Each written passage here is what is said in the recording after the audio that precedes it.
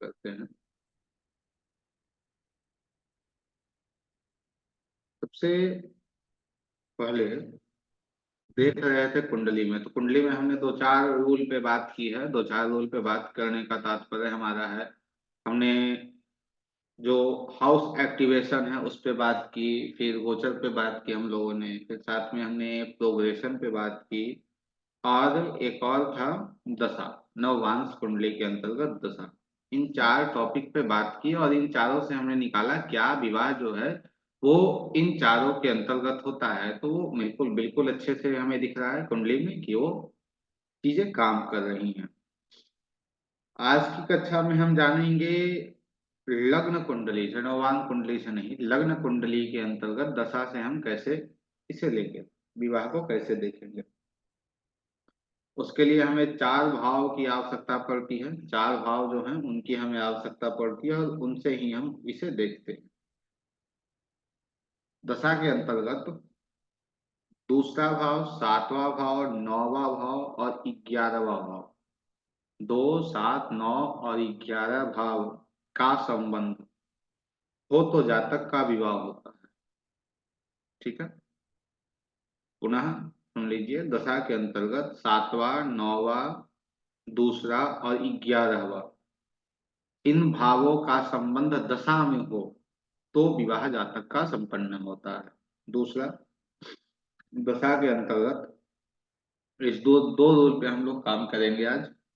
दशा के अंतर्गत 7, 12, सातवां भाव और 12वां भाव, और नौवां और 11वां भाव का संबंध है। जैसे 7 और 11 का संबंध हमें मिल गया कुंडली में कि 7 और 11 का संबंध दशा में बन रहा है तो जातक का विवाह होगा। फिर यदि 12 और 11 का संबंध मिल गया, 12 और 9 का संबंध मिल गया तो जातक का विवाह होगा। 7, 9, 11 का संबंध हमें मिल गया तो जातक का विवाह होगा। 9, 7, 11 का संबंध हमें मिल गया तो जातक का विवाह होगा। इसे हम लोग देखेंगे महादशा, अंतरदशा, प्रत्यंतर दशा और सूक्ष्म दशा। इन चार दशाओं के अंदर तक हम लोग जाकर इसे देखेंगे।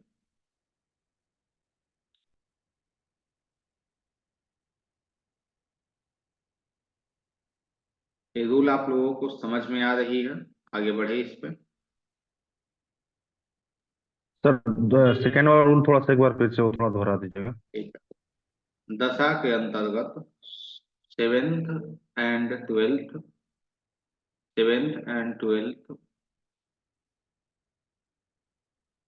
नाइन्थ और 11वें भाव का संबंध यदि दशा में होता है तो जातक का विवाह होता है। एक स्क्रीन में शेयर कर रहा हूँ, देखिए उसे। एक क्या आ गया?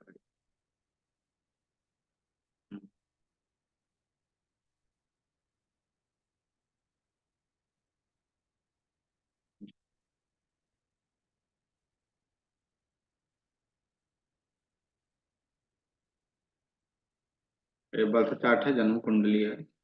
इस जाति का कुंडली पे हम लोगों ने काम किया है। इसका जो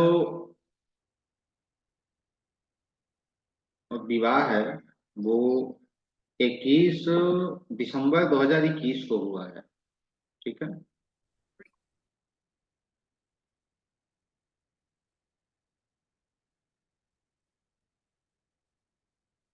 इस कुंडली में आप देखेंगे कि 9वें भाव का संबंध ज्यादा मिलेगा। जब इस जातिका का विवाह हुआ है तो 9th भाव, 9वें भाव का संबंध अत्याधिक आपको देखने को इस कुंडली में मिलेगा। दशा आप लोग देख रहे हैं, दशा के अंदर में देखिए कि जातिका का विवाह हुआ है 1 दिसंबर 2021 को। ठीक है, हम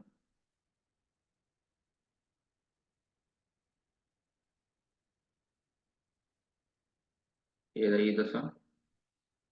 1 दिसंबर 2021 को इस जातक का विवाह हुआ। राहु, राहु बैठे कहाँ, इसे लिखते जाइएगा। वो आपके लिए केस स्टडी के रूप में रहेगा, इसे लिखते जाइएगा, चीजें आपकी क्लियर होती जाएंगी।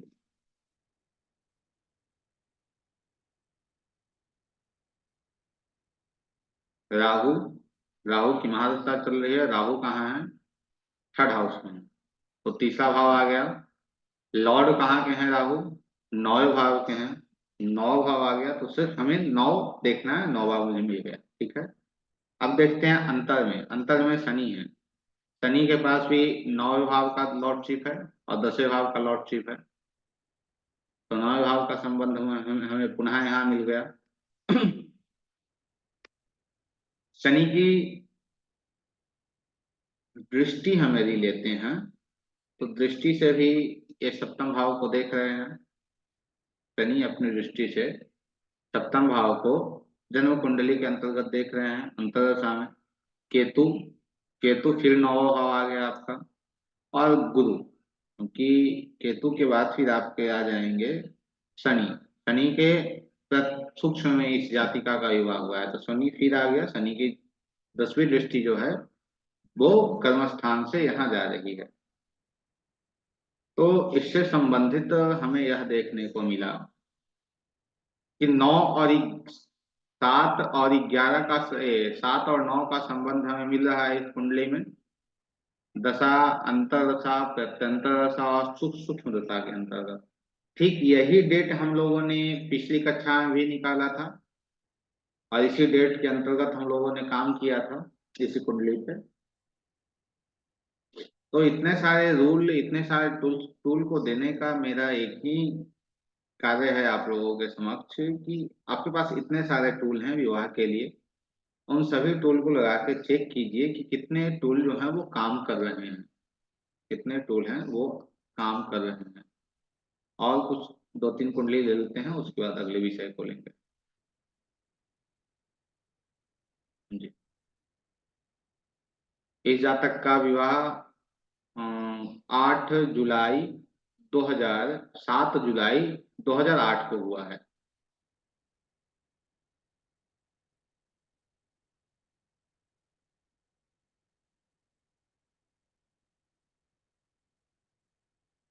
आप लोग में से कोई हमें बताएंगे कि इसके दशा का जो संबंध है वो कैसे कैसे किन किन भाव से बन रहा है, बताइए। दशा आप लोग देख रहे हैं, थोड़ा सा बैक करना होगा। हाँ, इस जातक का विवाह जो हुआ है वो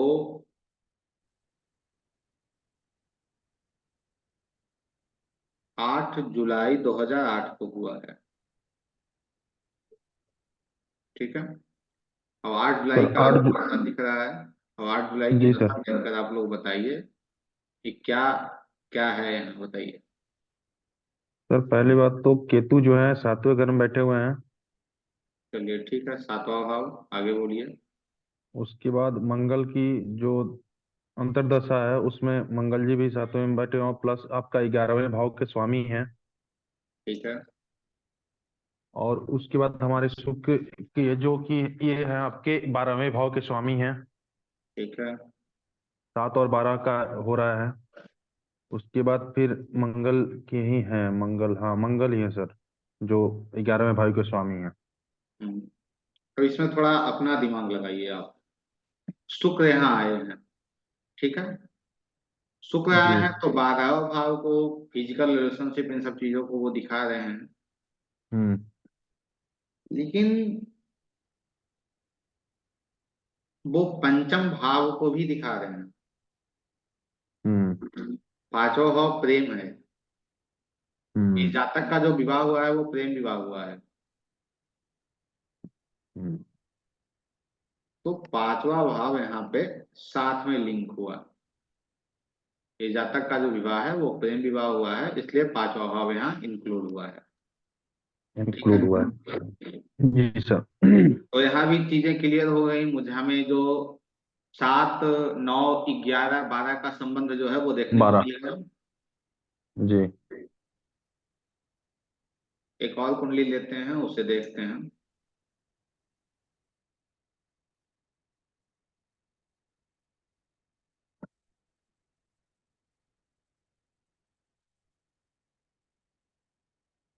प्रवीण लता जी, इसमें आप बताएंगे हमें कि क्या कौन कौन सा भाव जो है वो एक्टिव हो रहा है दशा के अंतर्गत जब इसका विवाह हुआ। इसका जो ओके विवाह है सर। वो, हाँ, इस जातक का जो विवाह है वो हुआ है 16 अप्रैल 2016 को। एक मिनट, 16। हमने दशा आपके सामने रख रहा हूँ। सर एक मिनट। हाँ जी सर। शादी कब हुई? 16 अप्रैल। 16 अप्रैल 2016। ओके, 2016 को। जी, दशा आपके सामने है, देखिए। आप देख कर बताइए कौन कौन सा भाव एक्टिव हो रहा है। सर राहु केतु, राहु और मंगल वाली आएगी ना इसको, 17/4 जी, को जो दशा है ना सर? राहु केतु, राहु और शनि के अंतर में इस जातक का विवाह हुआ है। राहु और शनि, ठीक है सर। एक मिनट सर, राहु मैं केतु ज्यादा राहु कंप्लीट शनि। नहीं करूँ। हाँ जी। राहु है इनके 6th हाउस में, ठीक ठीक है। है, किस भाव को और रूल कर रहे हैं? राहु 6th हाउस में बैठे हैं, और इसकी इनकी 11 राशि है ना, हम्म 5th हाउस के लॉर्ड हो गए। ठीक है, ठीक आगे है। बढ़िए। और केतु है 12th में, और वो लॉर्ड हो गए 3rd के। ठीक है, हमें जो चाहिए इनकी वो अभी राशि। तक नहीं मिला है, आगे बढ़िए। एक मिनट सर। फिर राहु, फिर आगे, फिर 6th एंड 5th। ठीक है, पहले मैं ये देख रही हूँ कि कहाँ पे बैठे हैं शनि। सर आपने अप्रैल बोला ना सर कि मार्च? अप्रैल बोला है मैंने। जी सर, तो वो मार्च में देख रहे हैं ना सर? मैंने एक मार्च देखा है? नहीं सर, मैंने देखा राहु केतु, राहु। 16 अप्रैल सर बोला आपने, 16 अप्रैल। राहु केतु राहु सूर्य। राहु सूर्य आ रहा है, मैंने हम्म शनि लिखा हुआ। ठीक है सर, एक मिनट। सूर्य भी इनका बैठा है 3rd हाउस में, हम्म और वो लोड है 11th के। हम्म ठीक है। ठीक है। अच्छा। 11th हाउस के लॉर्ड हैं सूर्य, यहाँ बैठे हैं। ठीक। हाँ जी, बैठे उसमें है। केतु यहाँ है, केतु लॉर्ड जो है केतु वो यहाँ के हैं। यहाँ के हैं, 3rd के। राहु यहाँ बैठे सेकंड हैं। के। हाँ जी। तो और हमें लोड है 5th के। तो हमें दूसरा भाव मिला, 12वां भाव मिला, और हाँ जी। 11वां मिला। ये तीन भाव जो हमें चाहिए, जो मैंने रूल के अंतर्गत आप लोगों को लिखाए हैं, वो तीन भाव हमें मिल गए इसमें। मिल रहे हैं, बिल्कुल मिल गए सर। ठीक है, अब आगे बढ़ते हाँ हैं। जी। अ, तो सर 5th लोड इसके साथ आ रहा है, तो इसकी लव 7th के साथ नहीं बन रहा, नहीं तो लव नहीं, मैरिज नहीं 7 है। के साथ नहीं बन रहा है तो लव हमको ले, प्रेम संबंध हम इसे नहीं बोल सकते हैं। नहीं बोलेंगे, ठीक है सर, ठीक है। ठीक है सर। हम्म सर बड़े अच्छे से समझ आ रहा है आपका। चलो अच्छा, इस कुंडली को सदा आप बताइए। इसका भी जो विवाह का समय है वो वही है।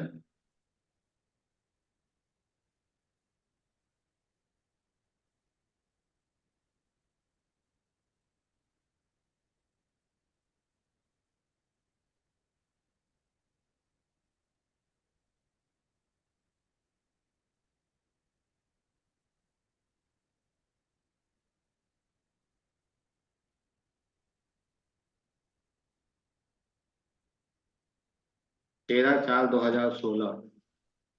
चंद्रमा, गुरु, राहु और केतु किस किस भाव को रूल कर रहे हैं वो देखिए।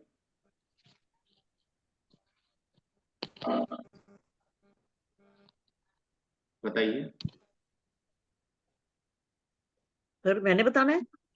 नहीं, श्रद्धा को बताना है, नहीं है क्या क्लास ओके में? Okay sir. ओके जी, ओके।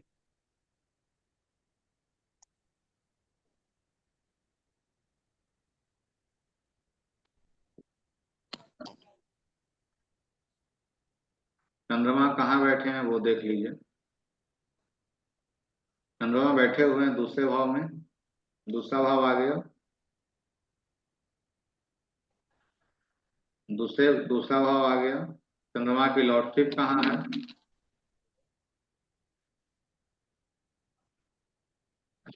उसके बाद आते हैं गुरु। गुरु कहाँ है?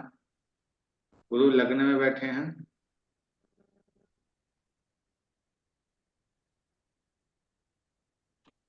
लग्न से गुरु की 7वीं दृष्टि भी जा रही है। केतु, केतु 7वें भाव में बैठे हैं। राहु, राहु भी लग्न में बैठे हैं।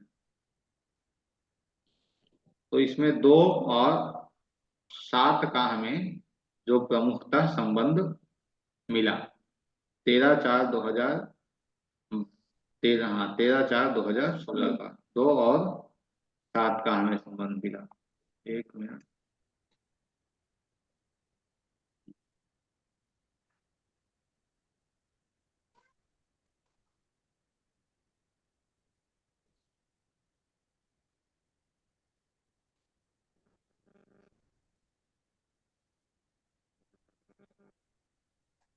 ये रूल आप लोगों को समझ में आ गया, क्लियर हो गया? इस पे और आप लोगों को ये करना है, प्रैक्टिस और करनी है या फिर क्लियर हो गया है? बताइए, सर इसमें एक चीज जानना था।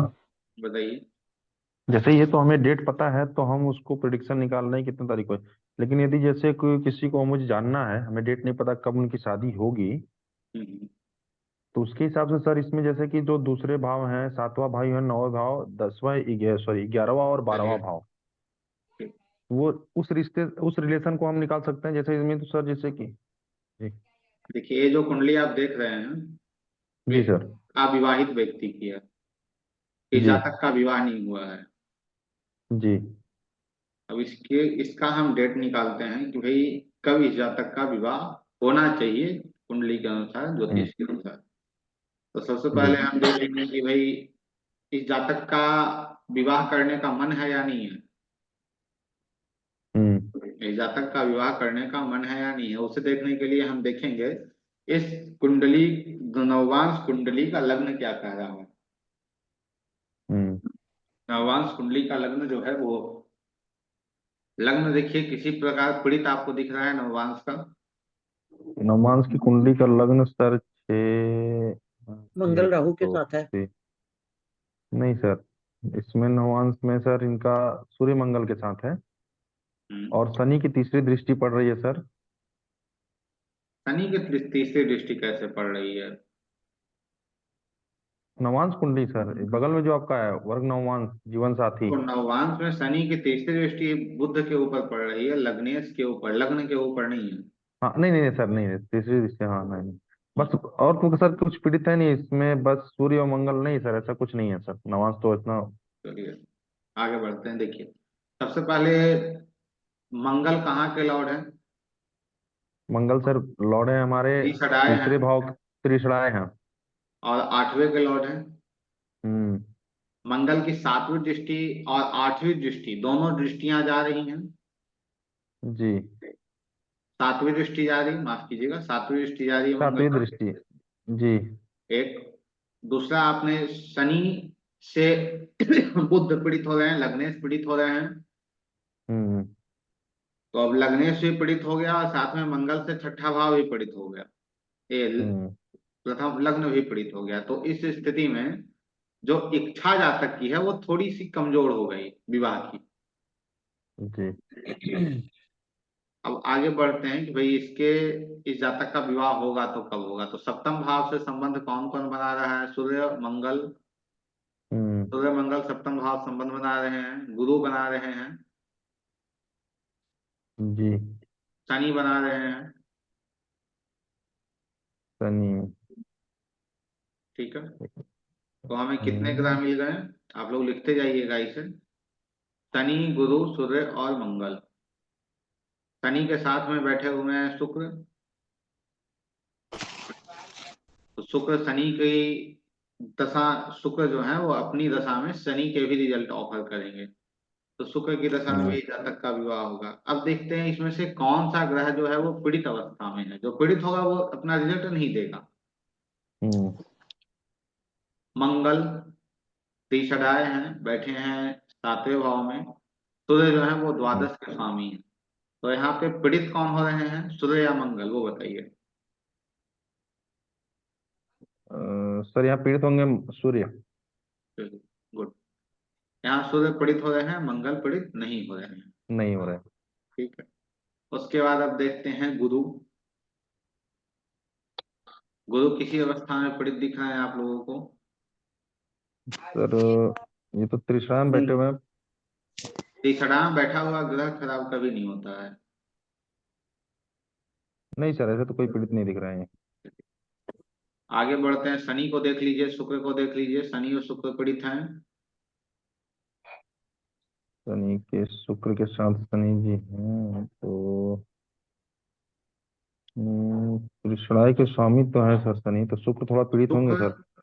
शुक्र पीड़ित हो गए, शनि पीड़ित नहीं है। जी, शनि पीड़ित नहीं है, शुक्र पीड़ित होंगे। अब रिजल्ट कौन ऑफर करेगा? शनि। शनि देगा, मंगल देगा और गुरु देगा। हम्म, ठीक है। जी। शनि मंगल और गुरु ये रिजल्ट अपनी हम्म दशाओं के अंतर्गत देंगे। लेकिन एक बात सदैव हम्म याद रहे कि शनि कब अपना दे शनि जो है वो दशा में एक्टिव होने के बाद भी कब अपना रिजल्ट देंगे? जब शनि गोचर में वक्री रहेंगे तो देंगे, क्योंकि इस कुंडली के अंतर्गत शनि वक्री स्थिति में है। अच्छा। मेजर रिजल्ट तभी इस व्यक्ति को मिलेंगे जब शनि वक्री अवस्था में होंगे, या बहुत राइज करेगा जब शनि वक्री होंगे तो गोचर में। हम्म ठीक है। अब यहाँ हमने देख लिया गुरु, शनि और मंगल। मंगल। अब दशा मंगल। में जाकर देखते हैं, दशा में ही जातक का जो है।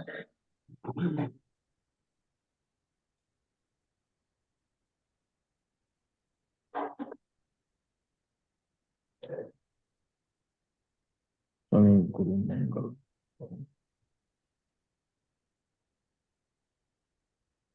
सूर्य आए, सूर्य के बाद चंद्रमा आ गए 16/2/2025 को। ठीक है। हम्म। चंद्रमा का किसी भी प्रकार से संबंध हो रहा है? 11वें भाव में है।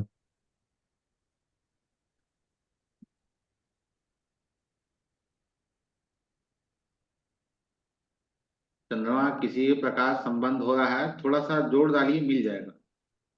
सर 9th और 11th जी का सर, होगा नाइन्थ सर। में हाउस में है ना, 9th हाउस में और 11वें में बैठे हुए हैं। 11th लोड है। नहीं नहीं, वो हम लोग नवांश पे बात कर रहे हैं। जो लग्न कुंडली के जो टूल है, जो सूत्र लग्न कुंडली का है, उसे नवांश में नहीं लगाना है। नहीं सर, तो मैं ये जो शादी के इनका देखेंगे तो ये जन्म कुंडली में ही देखेंगे ना अभी। अभी एक मिनट, पहले जो हम लोगों का सूत्र है एक एक करके सभी को लगाएंगे। Okay okay. तो सर तो इसमें नव नवांश में सर चंद्रमा जी 9वें में बैठे हुए हैं और 11वें के स्वामी हैं। गुरु जो हैं वो 7वें भाव के स्वामी हैं। गुरु और चंद्रमा का संपर्क हो रहा है।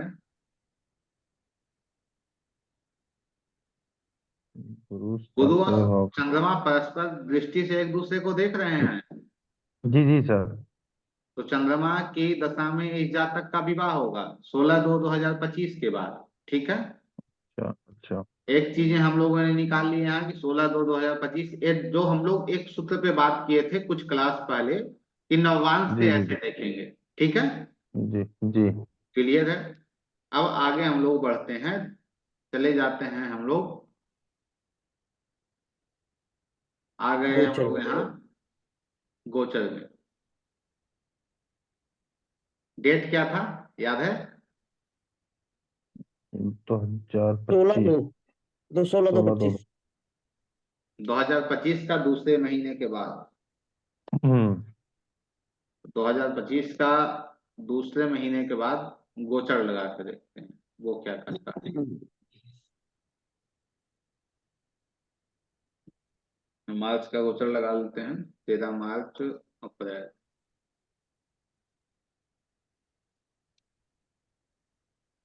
देखिए, इस कुंडली में शनि की दृष्टि जा रही है 7वें भाव पे। शनि की दृष्टि दृष्टि 7वें भाव पे जा रही है। जी। देखिए, हम्म ठीक है। गोचर वाले शनि की दृष्टि 7वें भाव पे गई। हाँ, जी। गोचर वाले गुरु की, गुरु स्वयं 7वें भाव पे गोचर में है। 7वें भाव गोचर में है। और ठीक सामने देखिए गुरु लग्न कुंडली के अंतर्गत बैठे भी हैं। जी। तो ये जो चीजें हैं वो स्पष्ट कर रही हैं कि इस जातक का जो विवाह है वो 2025 में ही होगा, 2025 में। एक मिनट, थोड़ा सा।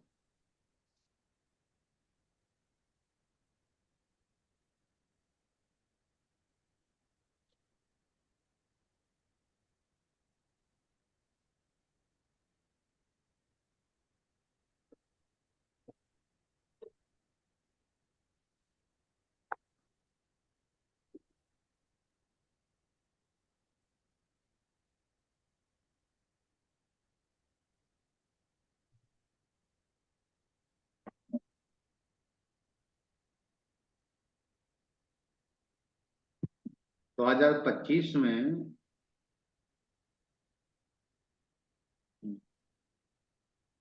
2025 में हमने देख लिया कि जातक का विवाह होगा। अब आगे फिर हम लोग जाकर बढ़ेंगे कि भाई 2025 दूसरे महीने के बाद जो लग्न कुंडली से हम लोगों ने देखा वो क्या काम कर रहा है इस कुंडली पे, उसे देखते हैं। उसे देखने के लिए हम पुनः यहाँ चले आए। यहाँ आप देखिए 2025 का पहले हम गोचर निकाल लेते हैं, ये दशा निकाल लेते हैं।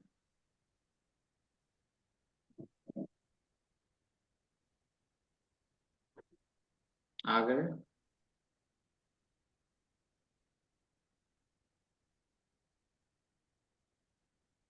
2025 में राहु, राहु कहाँ बैठे हैं लग्न कुंडली में? 12वां भाव। 12वें भाव में। कर लीजिए। चंद्रमा कहाँ है हम्म। लग्न कुंडली में? 11वें भाव में। और 9वें 11वां। भाव के स्वामी स्वामी कहाँ है। के हैं? 9वें भाव के। 9वें भाव के। अब इसके अंदर जब शुक्र की दशा आएगी तो जातक का विवाह हो जाएगा। हम्म। शुक्र की दशा आ रही है 24/3/2025 से 1/4/2025 तक। ठीक है। हम्म। शुक्र की दशा जब इस जातक की आएगी तो इस जातक का विवाह जो है वो संपन्न हो जाएगा। तो सर तीन। ये कुछ 6-7 दिन नहीं मिलेंगे इसे? क्या? 10 दिन नहीं, 10-12 दिन नहीं मिलेंगे इसे? मैं समझ नहीं पाया आपके प्रश्न को। मतलब आप बोल रहे हैं 24 मार्च से लेके 1 अप्रैल तक? हम्म, नहीं नहीं, हाँ। उसके बाद भी सूर्य भी तो है। उसके उसका बाद सूर्य भी तो सूर्य सर। आएंगे, सूर्य। सूर्य आएंगे, सूर्य, लेकिन मालिक जो है, हाँ, सूर्य के अंदर देखो। अंतर भी इसका शादी होने की संभावना है, लेकिन शुक्र जो है ना, शुक्र के हम्म। अंदर निश्चित है कि विवाह हो जाएगी। हम्म। क्योंकि शुक्र सप्तम के लॉर्ड हैं और जाके वो एकादश में बैठे हैं, और चंद्रमा भी एक्टिव है, राहु भी एक्टिव है, 9वां भाव भी एक्टिव है। तो इस स्थिति में इस जातक का जो विवाह है वो आपका, क्या डेट मैंने बताया? वही जो अब भी। 24 तारीख के बाद।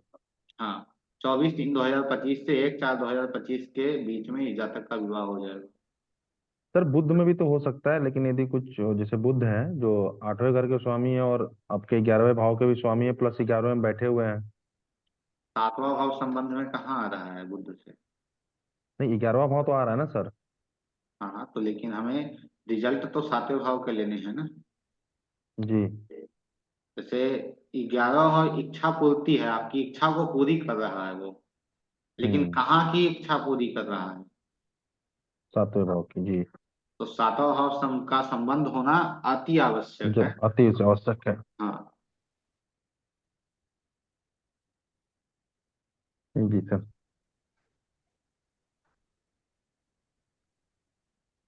सर एक मेरी लगा लीजिए शादी का देखने के लिए।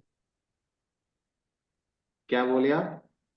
एक मेरी कुंडली लगा लीजिए, शादी का देखना है किसी का। अच्छा अच्छा, ठीक है। ये सारे रूल अप्लाई करके देख लेते हैं। ठीक है, ये चीजें, यहाँ तक चीजें क्लियर हमारी हो गई। जी सर। जातक का जो विवाह है वो हमने ऐसे निकाला। अब हाउस एक्टिवेशन से देखिए। हाउस एक्टिवेशन से जाइए। इस जातक का 1995 का डेट ऑफ बर्थ है, तो 1995 से आप देखेंगे तो अभी इस जातक की जो एज है वो कितनी हो रही है? 30 साल की हो रही है। 24।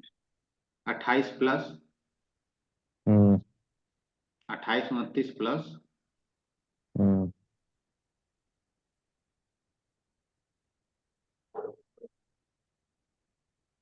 देखिए 2025 में ये आपका मार्च के बाद, माफ कीजिए, ठीक। मार्च तक में क्या एक 31वां 7वां भाव एक्टिव हो रहा है?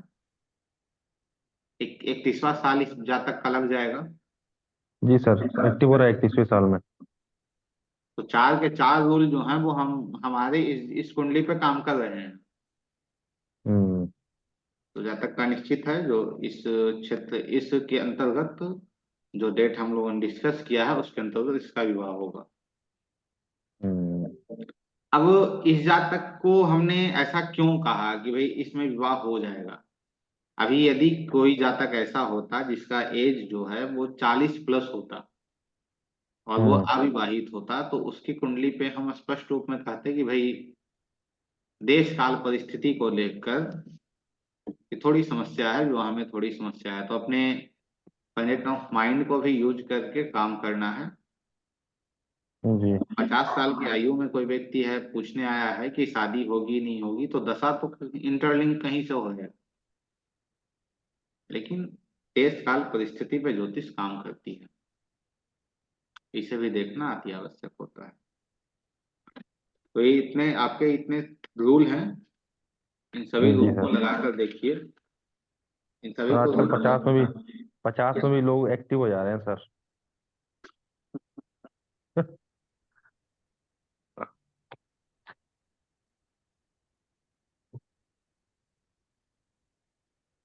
अब एक पुस्तक है वो कहती है,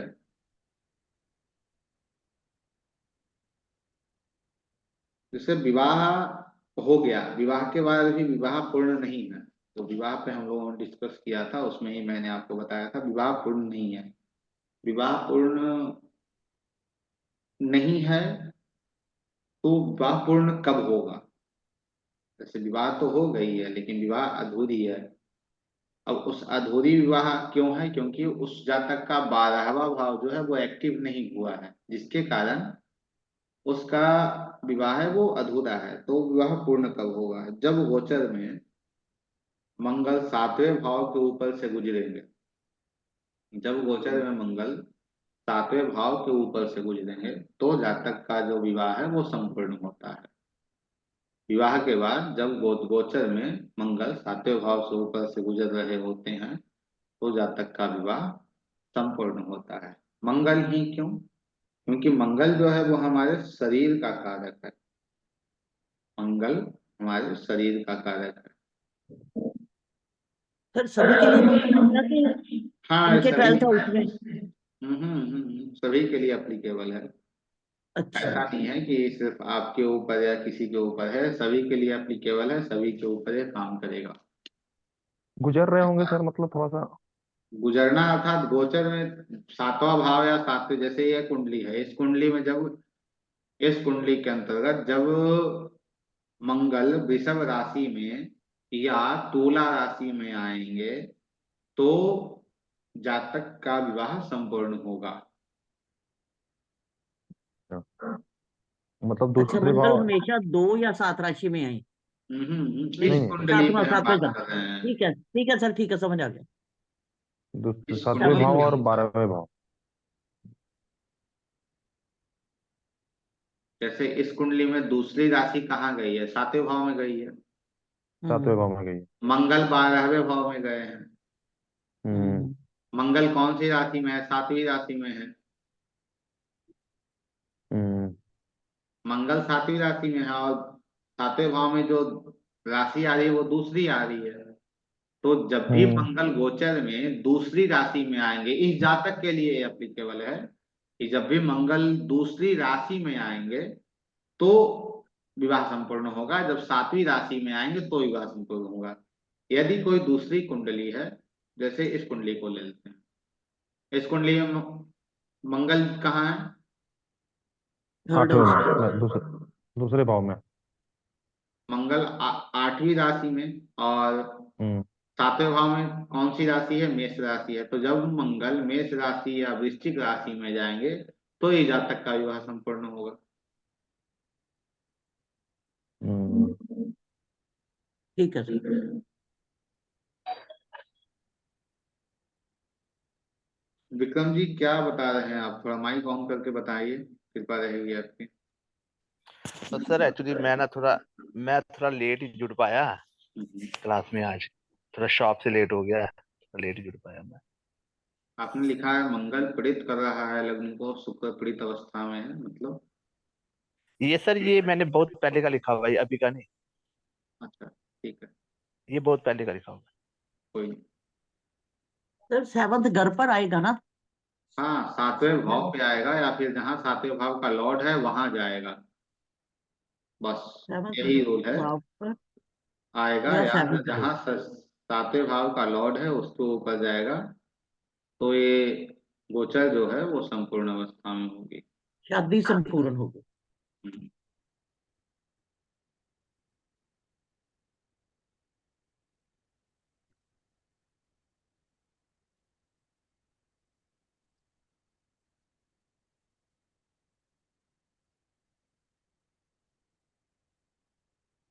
एक दूसरी टॉपिक है जिसे आज लेना नहीं चाह रहे हैं, इसे हम लोग कल ले लेंगे।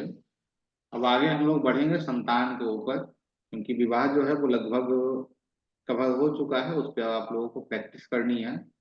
4 से 5 टूल आप लोगों के पास हैं, उन पे आपको कंटिन्यू प्रैक्टिस करके देखना है क्या ये एप्लीकेबल है, या काम नहीं कर रहा है या नहीं कर रहा है। एक और 1 मिनट।